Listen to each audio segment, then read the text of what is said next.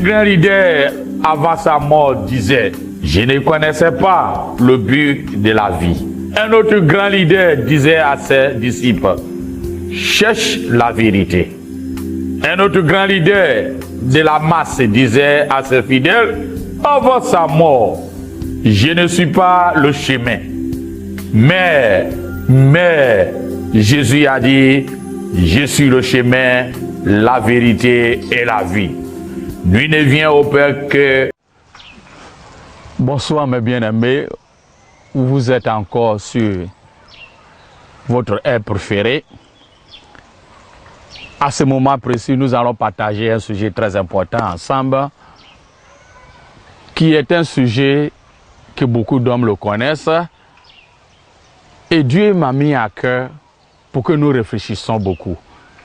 Parce que je me pose la question, quand nous partons à l'église, quel est notre objectif?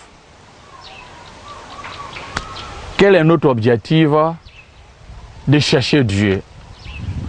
Et j'aimerais que tu me suives attentivement pour l'une des raisons duquel qui arrive de telle sorte que beaucoup de personnes n'arrivent pas à retrouver quelque chose de bon avec Dieu. Je les appelle et je les intitule les dormeurs ou les dormeuses, ou bien comme on appelle les dormantes, ou bien tu peux le dire les dormateurs. Peu importe, c'est un autre mot que je viens de donner. Mais sans plus tarder, lisons ensemble dans Actes chapitre 20, versets 1 à 10. Actes chapitre 1, Actes chapitre 20, versets 1 à 10. La parole de Dieu dit ceci. Lorsque le tumulte eut cessé, Paul réunit les disciples et après les avoir exhortés, prit congé d'eux et partit pour aller en Macédoine. Il parcourut cette contrée en adressant aux disciples de nombreuses exhortations. Puis il se rendit en Grèce où il séjourna 3 mois.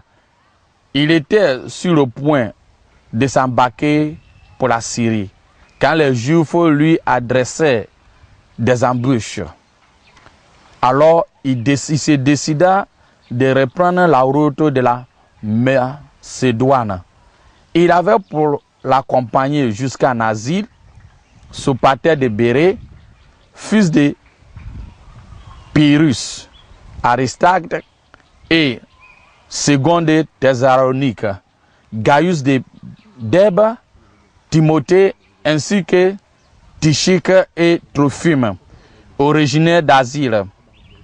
Ceux-ci prit les devants et nous attendit à Traos. Pour nous, après le jour des pains sans levain, nous nous embarquâmes à Philippi et au bout de 5 jours, nous les rejoignîmes à Traos, où nous passâmes 7 jours. Verset 7. Le premier jour de la semaine, nous étions réunis pour rompre le pain.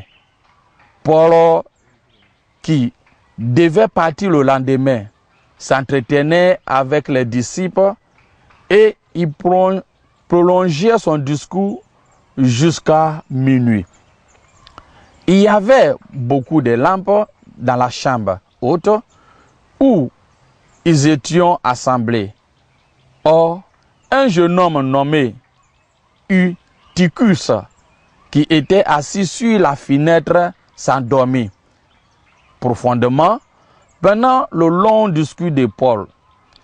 Entraîné par le sommeil, il tomba du 3e étage en bas et il fut relevé mort. Dernier verset. Mais Paul, étant descendu, se pencha sur lui et le prit dans ses bras en disant, ne vous troublez pas, car son âme est en lui. Alléluia. Que le Seigneur vous bénisse encore cet après-midi pour ces petites exhortations, pour que tes yeux se ouvrent. Et ma prière pour toi est que tes yeux se ouvrent pour que tu ne sois pas distrait lorsque tu vas à l'église ou tu ne sois pas distrait lorsque tu as un objectif à atteindre.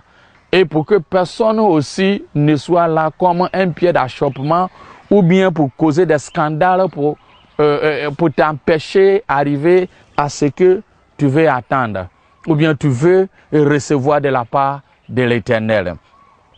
Le passage que nous venons de lire nous fait comprendre que durant l'œuvre missionnaire de l'apôtre Paul, il prêchait la bonne nouvelle et il avait voulu aller, il a quitté en Macédoine pour aller en Grèce.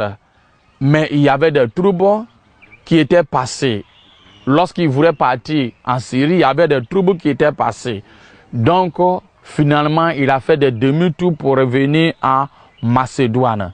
Mais il avait beaucoup de frères, des compagnons de route à son ministère qui l'avaient aidé à aller prêcher la bonne évangile. C'est comme je peux dire, son équipe qui voyageait avec lui pour aller prêcher l'évangile. Et lorsque il était parti et il arrivait à Macédoine, la parole de Dieu nous dit que il a rassemblé le peuple, les croyants à ce moment-là, dans une chambre haute pour les exhorter, pour leur donner des discours.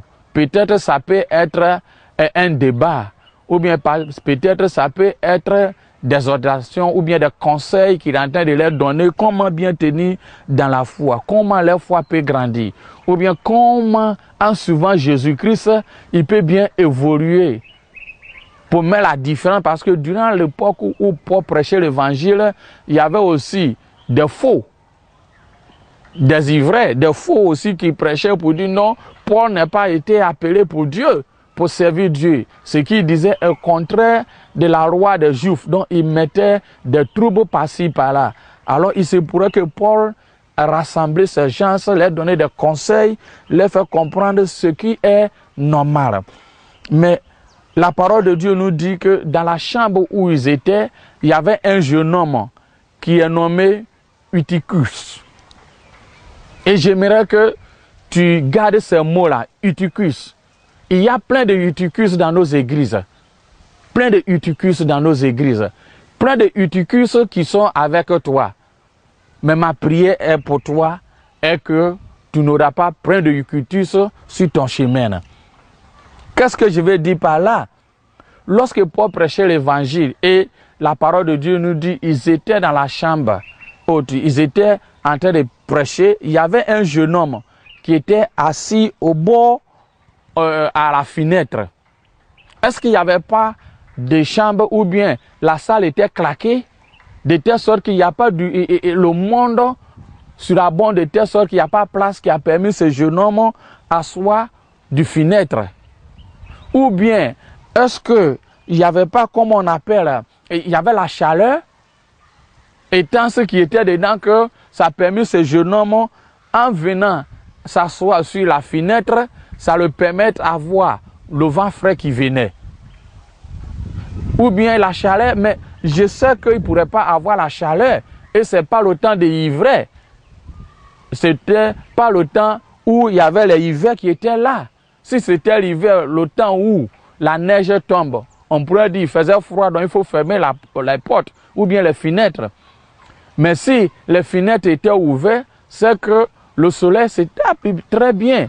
Mais on disait que c'est jusqu'à 20 minutes.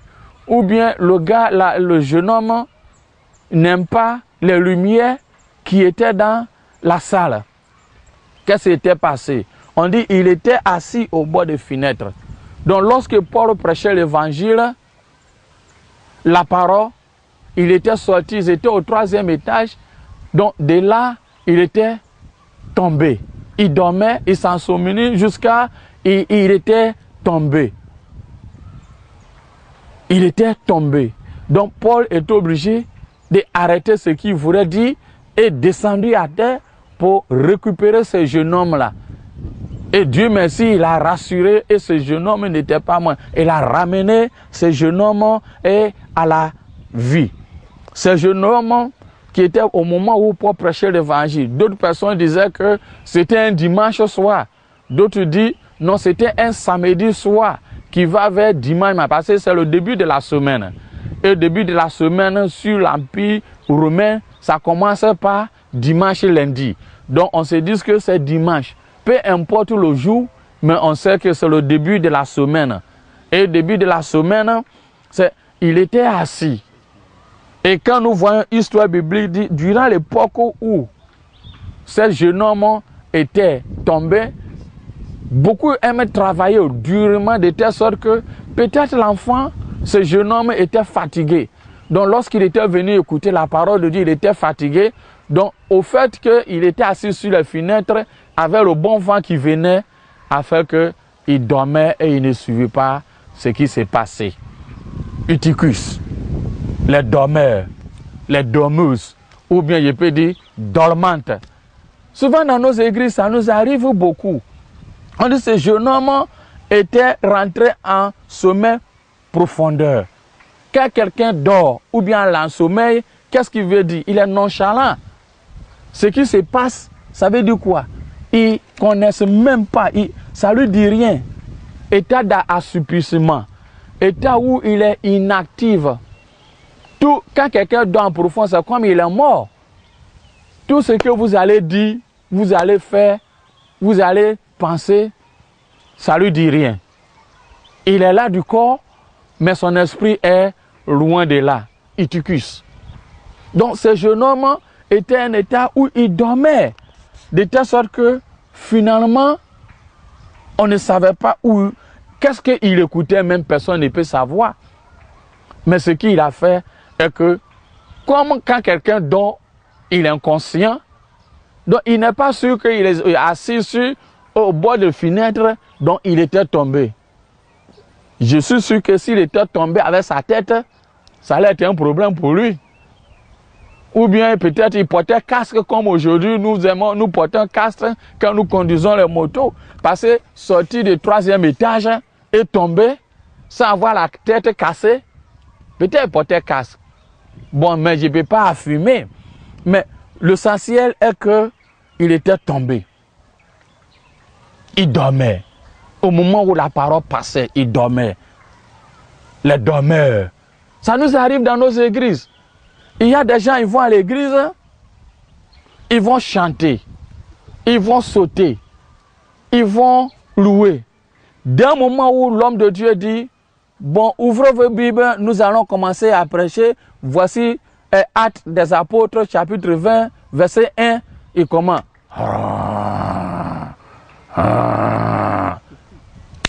Il est parti au chaos, il commence à dormir. Il va dormir. Dès qu'on dit Alléluia, tout est fini. On dit quoi même? C'est fini. Il prend sa Bible, il revient à la maison.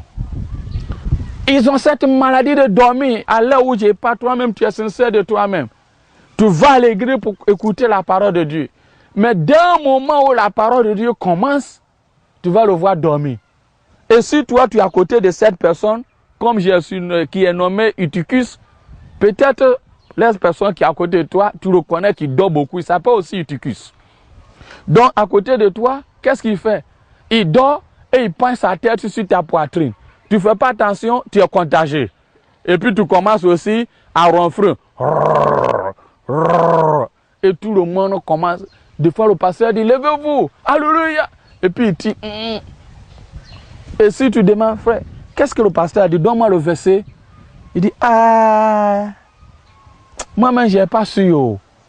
Les dormeurs, dormeuses. Et ça devient dormante. Comment nous voudrons que Dieu fasse quelque chose pour nous, alors que c'est la parole de Dieu qui nous guérit. C'est la parole de Dieu qui nous libère des liens. C'est la parole de Dieu qui nous réconcilie avec Dieu. C'est la parole de Dieu qui nous freine le chemin à suivre. C'est la parole de Dieu qui nous conseille des voies. C'est la parole de Dieu qui nous dépouille de toutes les attitudes et des caractères qui n'est pas bon. Mais qu'est-ce qui se passe? D'autres sont des dormeurs, comme Eutychus. Ils viennent à l'église, ils ont bien dormi la nuit. Mais dès qu'ils viennent et la parole de Dieu commence, tu les vois en train de dormir. Tu les vois en train de sommeiller. Tu les vois, d'autres même, jusqu'à même les salives même sortent. Mais comment?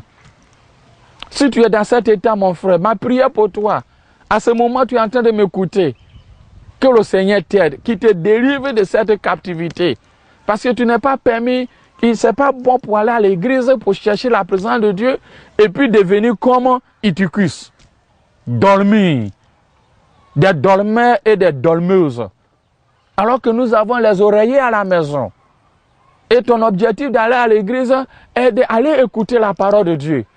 Mais cet esprit de Eutychus est en toi de telle sorte que dès le moment où tu arrives à l'église, la parole de Dieu commence. Tu commences à dormir. Tu es témoin de toi-même. Ma prière pour toi est que Dieu te délivre de cet état. Et que Dieu va te délivrer de cet état. Ce qui est beaucoup important est ceci. Les dormeurs et les dormeuses freinent la bénédiction, freinent le message. Paul n'est pas arrêté, c'est-à-dire, la parole ne nous dit pas que Paul était arrivé à la fin de son message. Mais il disait que lorsque cet homme était tombé, il a arrêté et il est descendu pour aller chercher. Quand nous sommes à l'église et nous sommes en train d'écouter la parole, ceux qui sont à côté de nous, qui dorment, comme Eutychus, nous distraient. Ils sont là pour nous distraire. Des fois même, nos poitrines, ou bien nos bras droits, ou bien à gauche, deviennent les oreillers. De telle sorte que tu es tellement en bout, fâché dedans de toi-même que tu n'arrives même pas même à suivre le message même qui vient. Ces gens-là, Eutychus, empêche-toi aussi d'écouter la parole de Dieu. Empêche que le message qui doit te donner une délivrance, qui doit te donner une solution à ton problème, tu es distrait aussi. J'aimerais que tu pries. Quand tu vas à l'église, en allant à l'église, tu demandes à l'Éternel que les Eutychus là ne viennent pas s'asseoir à côté de moi. Je ne veux pas que les Eutychus viennent s'asseoir à côté de moi, que mon bras droit soit oreiller, ou mon bras gauche soit oreiller, ou bien qui m'empêche d'aller en avant. Eutychus a pris son temps à venir s'asseoir où le vent frais vient. Beaucoup à l'église, ils s'assoient en bas où ils voient le ventilateur en train de bien tourner, fraîche. Ou bien le climatiseur, il est assis là. Alléluia, il commence à ronfler. C'est les places. Peut-être Eutychus, c'est son habitude. Il a une place réservée à lui. C'est fenêtre, où le vent là rentre. D'autres aussi à l'église choisissent les places où le vent va rentrer. Là, quand il arrive, il ronfle comme on appelle les abeilles en train de chanter. Mais c'est pas normal. Les démons de Eutychus qui s'éloignent de ta vie et ma vie. C'est très important. Voilà Paul qui donnait des discours. Comment les gens doivent vivre. Comment les gens doivent connaître Dieu. Qui est Christ? Pourquoi il a choisi d'accepter Christ? Qu'est-ce que Christ peut faire pour nous? Alors, le conseil ou le discours ou bien le débat qu'il était en train de passer entre eux, il a pu joindre ça, il a pu stopper, suspendre ça parce qu'il y avait le Eutychus qui était tombé. Et quand Eutychus était tombé, il fallait qu'il aille le chercher. Il aille le chercher. Il aille le chercher. C'est très important pour toi et moi. Eutychus. Peut-être comme certaines personnes, commentateurs disent qu'il avait tellement travaillé que le dernier jour, il était fatigué à venir. Les gens prennent leur temps à ne pas se reposer de telle sorte qu'ils viennent à l'église, l'église devient comme le temps de repos. Alors que ça ne doit pas être là, c'est le moment que nous devons être vigilants. Parce que nous avons pris le temps de lundi jusqu'à toute la semaine. Donc c'est le moment où nous devons chercher la face de Dieu. Et on peut aller à l'église, toutes ces choses te bloquent ta bénédiction. Tu peux aller à l'église 24 heures sur 24 heures toute l'année, 365 jours, et à ne pas garder un verset. Parce que l'ennemi sait que tu vas chanter, tu vas louer. Il n'y a pas de problème avec toi. Mais la parole qui doit te libérer, il va te faire que tu deviens comme Eutychus. Dis à cet esprit, Eutychus, éloigne-toi de moi. Je vais à l'église pas pour dormir. Je vais à l'église pour écouter la parole de Dieu. La parole qui me libère. Mais non seulement moi aussi, mais pour que je ne sois pas un pied d'achoppement, un scandale, un obstacle pour ceux qui sont à côté de moi. Eutychus, lorsqu'il était tombé, il était devenu un scandale pour tout le monde. Parce que tout le monde était déboussolé. Tout le monde, il y a d'autres même peut-être, ils se disaient, mais il est mort. Si Paul a dit il n'est pas mort, ça veut dire que d'autres, si quelqu'un avait crise cardiaque, il peut même mourir à cause de Eutychus. À cause de son malveillance ou bien son truc, comme on appelle, son état de inconscient, nonchalant peut permettre quelqu'un à payer le pot cassé. D'autres vont à l'église, ils ne sont pas partis à l'église pour palabre, mais comme les bras doivent devenir oreillers de quelqu'un d'autre, ils commencent à faire palabre. Pour rien de cause. Mon frère, ma soeur, si cet esprit est en toi, prie Dieu, à l'heure où tu es en train d'écouter cette parole n'est pas venue en vain, mais cette parole était venue pour que tu sois éclairé, pour que tu arrives à comprendre, être conscient qu'à chaque fois que tu vas à l'église, ce n'est pas une seule fois, mais à maintes fois, lorsqu'on dit Alléluia, il est l'heure d'écouter le message, 2 minutes qui suivent, tu commences à dormir. Cet esprit de Eutychus, j'aimerais que tu dis à cet esprit de Eutychus, éloigne-toi de moi. Je ne veux pas être dormeur, ni dormeuse. Et je ne veux pas être dormant, inaction. Parce que quand quelqu'un dort, il est inactif. Il est inconscient de ce qui se passe de lui. Et ceux qui vont à l'église et qui dorment, il est inconscient, rien ne rentre. Donc, qu'est-ce qu'il fait? Si la parole de Dieu n'est pas en nous, on fait que des bagarres. On risque de faire des choses qui ne sont pas importantes. On risque de semer les troubles. On risque de critiquer aux autres. On risque de porter les haines contre les autres parce que la parole de Dieu qui doit nous corriger, doit changer, doit nous libérer n'est pas là. Quelqu'un qui dort n'est pas conscient en lui-même. Quelqu'un qui dort a un état on peut dire un état de mort. Un état où il n'a rien. Le proverbe, proverbe 24, verset 33 dit, un peu de sommeil, un peu d'assoupissement, un peu de croiser les mains pour dormir. Tu vois, un peu de sommeil, un peu d'assoupissement, un peu de croiser les mains pour dormir. Ça commence peu à peu. Et quand ça arrive, tu deviens physiquement mort. Inconscient de toi-même. Quand quelqu'un est inconscient de lui-même, il n'est pas de la valeur de la société. Il n'est pas de la valeur de la société. Donc mon frère et ma soeur, j'aimerais que tu prends conscience à l'heure où tu es en train d'écouter cette parole. Que cet esprit de Eutychus s'éloigne de ta vie. Non seulement tu ne deviens pas pied d'achoppement pour les autres, mais que toi aussi tu sois libéré. Paul est obligé de descendre à terre, du 3e étage, prend l'enfant dans ses bras et puis commence à prier pour lui. Quand il a dit l'enfant, le jeune homme, ça veut dire quoi? On peut dire, quand quelqu'un est un jeune homme, il n'est pas arrivé à l'âge de maturité. Quand quelqu'un arrive à l'âge de maturité, comment? Il devient homme. Tu vois un peu, non? Il dit, cet homme. Il dit, cet enfant. Dans le mot, le vrai sens même de ce mot-là, parle de cet enfant. Il parle même de cet enfant. Cet enfant, c'est jeune homme. Mais le vrai mot même parle d'enfant. Quelqu'un qui n'est pas arrivé à la maturité. Tu vois un peu? Ce que je pense qui vont à l'église, qui dort, n'est pas arrivé à la maturité. Et si tu veux arriver à la maturité, tu dois être conscient de toi-même que tu as un objectif à atteindre en allant à l'église. Mon frère, ma soeur, on passe nos temps chaque dimanche pour aller à l'église. Et nous devons en tirer des profits. On passe nos temps, tout le temps aller un endroit de prière. Même dans les veillées, on va prendre beaucoup de temps à chanter, à sauter.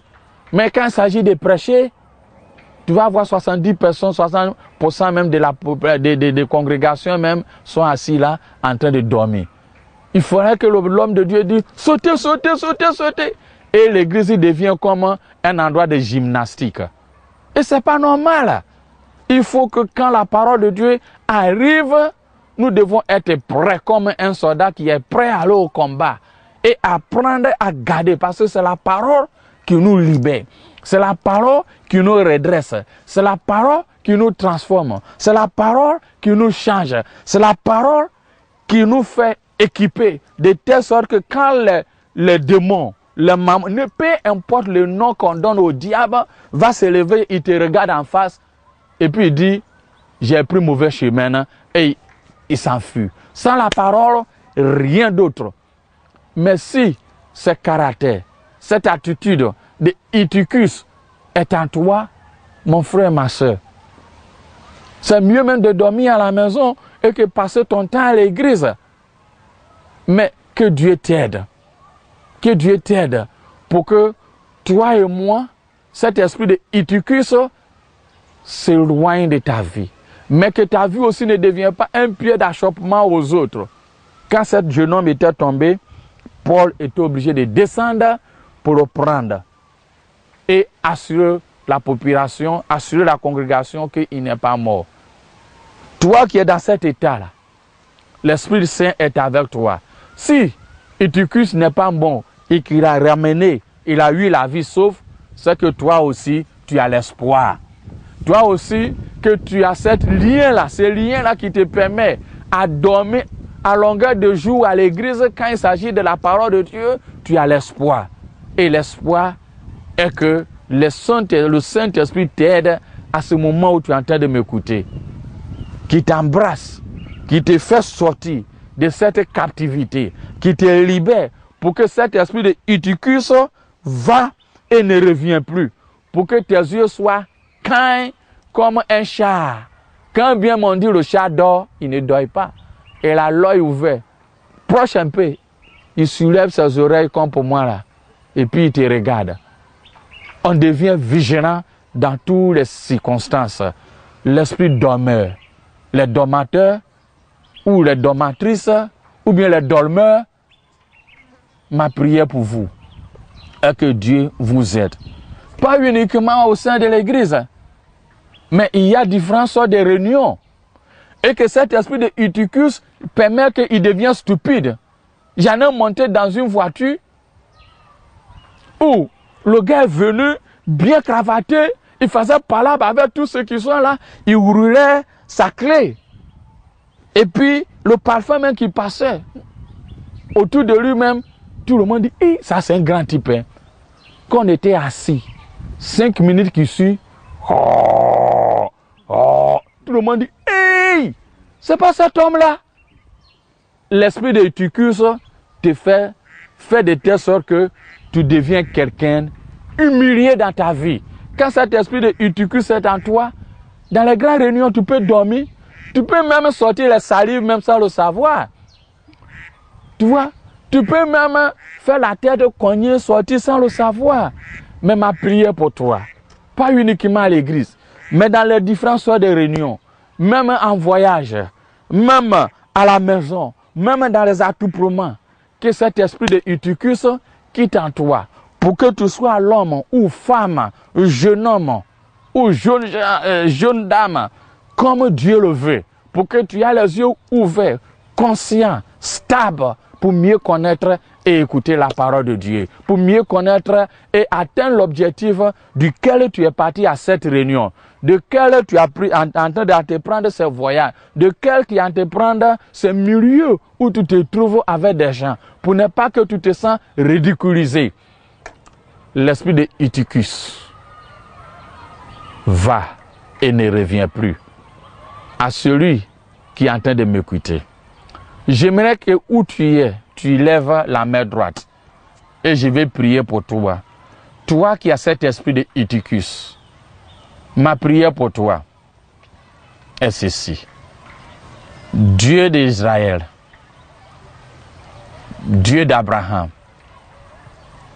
Dieu d'Isaac, notre Seigneur Jésus-Christ, qui est venu de cette famille, qui ne nous est pas laissé orphelins. Ton objectif est que nous soyons sauvés.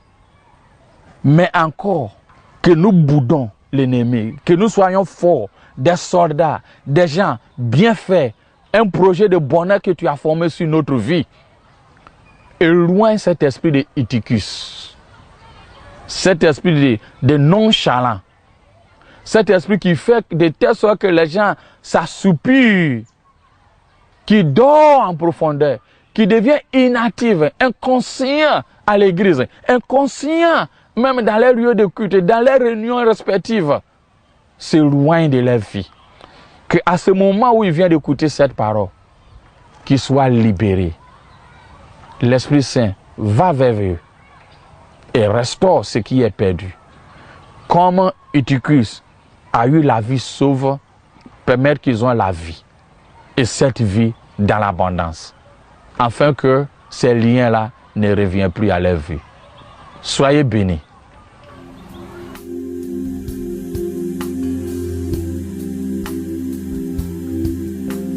Un grand leader, avant sa mort, disait: je ne connaissais pas le but de la vie. Un autre grand leader disait à ses disciples: cherche la vérité.